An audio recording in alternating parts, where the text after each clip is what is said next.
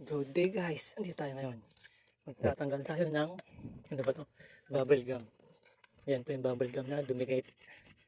Hindi po, pag bawang dikit po yan, hindi yan matatanggal. Kaya hinahayaan po namin muna ng 2 linggo na ganyan bago natin tanggalin gaya nito.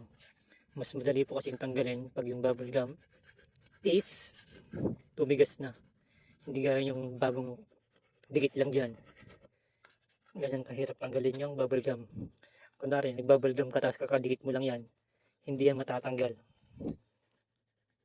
Kailangan mo siyang patigasin bago matanggal. Kasi pag tinanggal mo ng kakakalat lang dyan, didikit lang yan, hindi yan matatanggal, didikit lang din uli.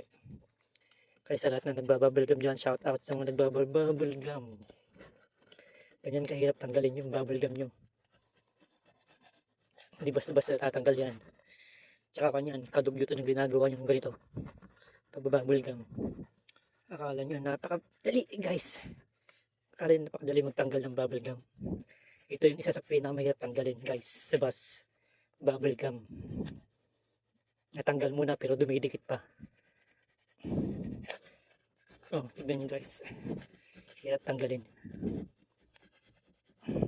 Kaya sa lahat ng mga pasahero mahilig magbumay ng bubble gum dyan, wag nyo iiwan sa sahig. Balutin nyo yung pinagbalutan nito.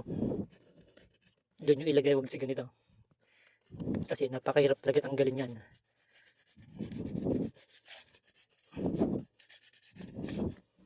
And guys, hindi pa siya totally matigas yung iba. Kaya yung iba hindi matanggal. Tignan nyo, kumakalat lang siya pag hindi siya matigas. Kaya yan, paitigasin lang muna natin guys. Hanggang dito muna yung video na guys. Thank you. It's the good vibes.